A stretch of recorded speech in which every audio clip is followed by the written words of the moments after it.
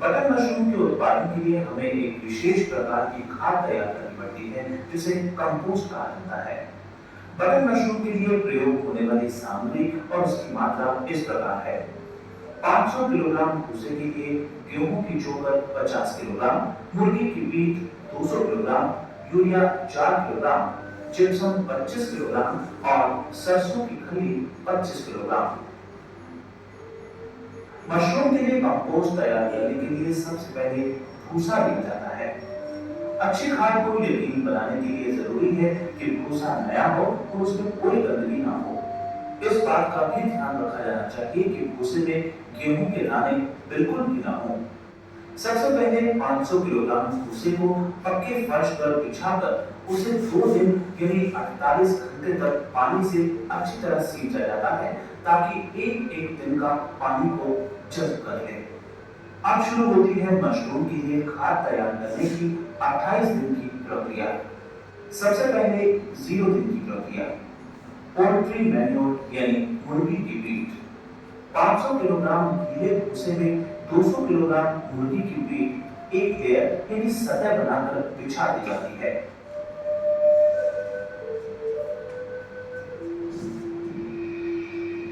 Mustard oil cake यानी सरसों की खाद। मुर्गी की पीठ बिछाने के बाद इसमें 25 किलोग्राम सरसों की अच्छी तरह पिसी हुई खाद डालते हैं। अच्छी तरह पिसी ना होने पर ये सारे मैन्योर में ठीक से मिक्स नहीं हो पाती।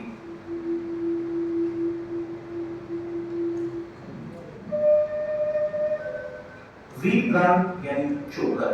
अब बारी आती है गेहूं की चोकर की, जिसकी मात्रा 500 किलोग्राम भूसे में मात्र 50 किलोग्राम होनी चाहिए। यूरिया। चोकर की परत बिछाने के बाद 4 किलोग्राम यूरिया हाथों से इस प्रकार बिखेरा जाता है ताकि सब जगह उसकी मिकदार एक सी हो। ये सारी सामग्री डाल देने के बाद इस सब को अच्छी तरह मिलाया जाता है। मिलाते समय इस बात का ख्याल रखना बड़ा ही जरूरी है कि सारी सामग्री एक समान मिक्स हो जाए। इसे तब तक मिलाते रहना चाहिए जब तक कि किसान भाइयों को तसल्ली ना हो जाए कि मिश्रण में सारी सामग्री की मात्रा एक जैसी और पूरी तरह मिल गई है। ऐसा करते यदि कोई कोताही या कमी पेशी रह जाती है तो इसका प्रभाव हमारी खाद पर पड़ सकता है।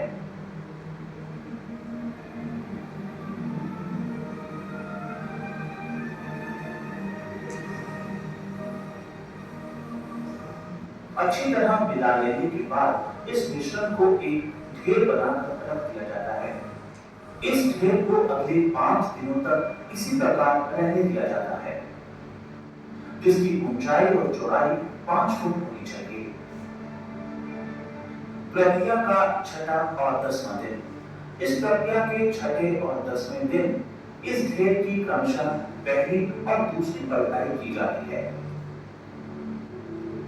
पलटाई करते समय इस बात को ध्यान में रखना बड़ा जरूरी है कि मिश्रण के ढेर के अंदर का भाग बाहर और बाहर का भाग अंदर आ जाए। सफेद रंग का ये पदार्थ इस बात की तरफ संकेत करता है कि खाद ठीक और अच्छी तरह तैयार हो रही है। 13वां दिन। 13वें दिन इस प्रक्रिया का तीसरा पलटा किया जाता है और इसमें 25 किलोग्राम जिप्सम मिलाया जाता है, जिससे खाद की चिकनाई दूर हो सके और पीएच बराबर रहे। अगर स्थान सुरक्षित ना हो तो बारिश के आसार नजर आने पर इसे प्लास्टिक शीट से ढक देना चाहिए।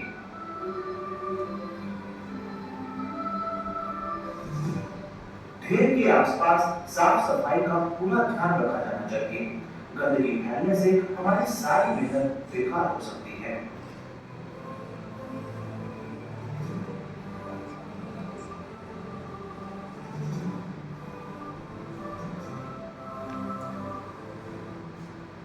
प्रक्रिया का 16वां, 19वां और 22वां दिन।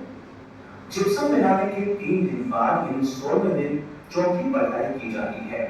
पलटाई की प्रक्रिया बिल्कुल पहले जैसी ही है और उसके बाद 19वें और 22वें दिन भी खाद को इसी प्रकार 5वां और छठा पलटा दिया जाता है।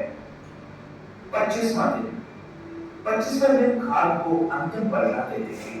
इस दौरान खाद में ग्लूवान या मैलाथोन नामक कीटनाशक को पानी में घोलकर छिड़काव किया जाता है, जिसकी मात्रा 1 लीटर पानी में 1 मिलीलीटर होनी चाहिए।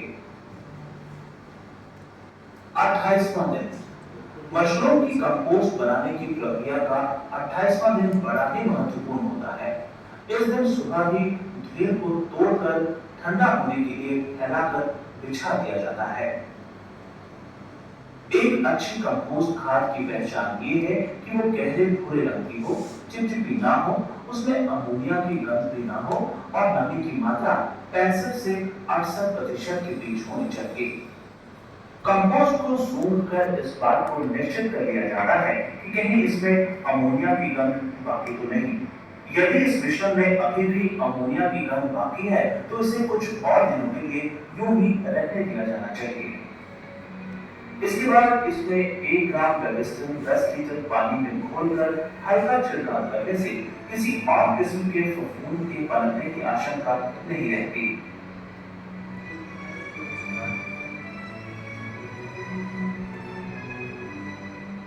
अब बारी आती है बिजाई करने की। बिजाई करने से पहले उस स्थान को अच्छी तरह 1% फॉर्मलिन के साथ साफ कर दिया जाता है। बिजाई करने वालों को भी चाहिए कि अपने पैरों और हाथों को भी फॉर्मलिन के साथ अच्छी तरह साफ कर लें।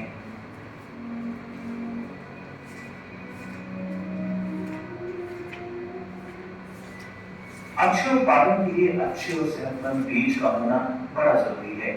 इसलिए अगर बीज पर हरा या काले रंग का निशान दिखाई दे तो उसे इस्तेमाल ना करें, वरना आगे चलकर हमारी पूरी फसल ही तबाह हो सकती है।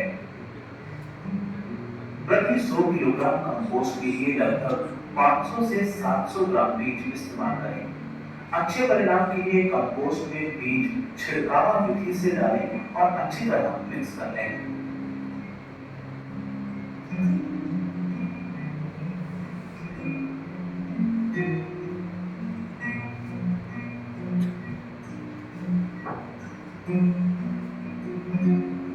मशरूम की खेती को किसी भी प्रकार की बीमारी या नुकसान से बचाने के लिए सबसे बढ़िया तरीका है कि हम विभाग द्वारा बताए गए 18 बाय 24 इंच आकार के पॉलीथीन बैग्स का इस्तेमाल करें।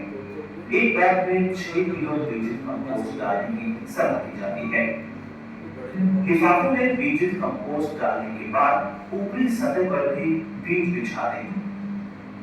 अब लिफाफों का मुंह अच्छी तरह बंद करके ऐसे कमरे में रख दें जिसका तापमान 20 से 25 डिग्री सेल्सियस और नमी की मात्रा 85 से 90% के बीच हो।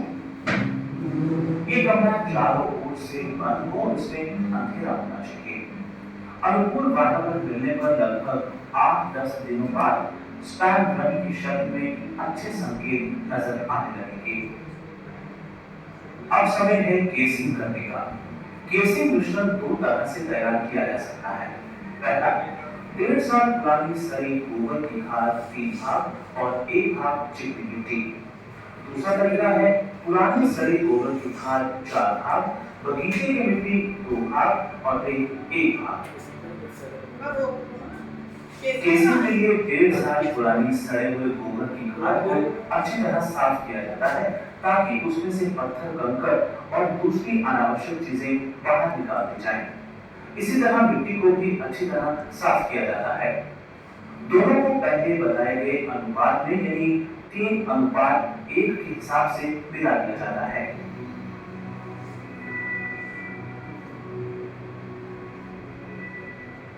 इस मिश्रण में आधा लीटर फॉर्मलिन 10 लीटर पानी में मिलाकर डाल दिया जाता है।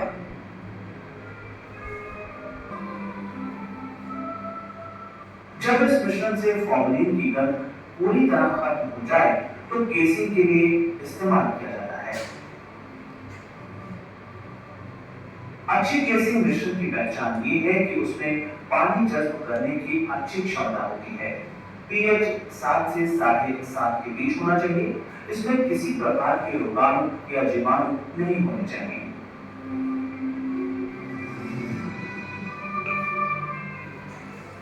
केसिंग से पहले लिफाफा खोलकर ऊपरी परत को उंगलियों से हिलाकर फिर से समतल कर लें।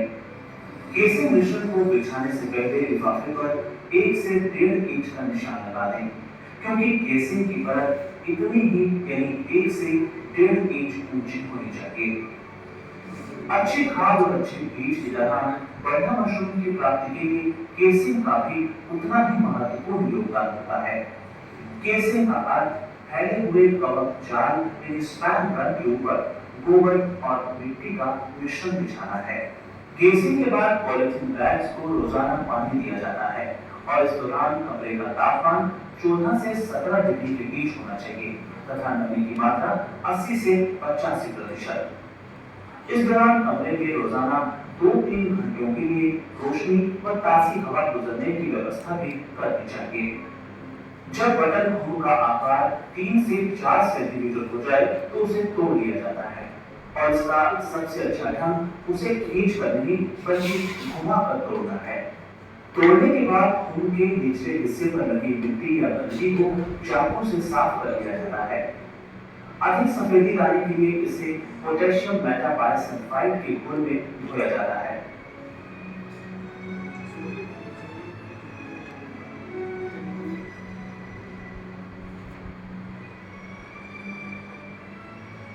धोने के बाद बटर मशरूम को छाया में सुखाया जाता है और अब किसान तैयार मशरूम को आवश्यकता अनुसार पॉलिथीन बैग्स में पैक करके मंडी या बाजारों में बेचकर अपनी मेहनत का फल चख सकते हैं। इस तरह शेर कश्मीर यूनिवर्सिटी के बताए इस ढंग को अपनाकर कोई भी किसान और बेरोजगार युवा नौकरी की तलाश में भटकने के बजाय मशरूम की खेती करके कम लागत में ज्यादा कमाकर आत्मनिर्भर और आत्मस्वावलंबी बन सकता है।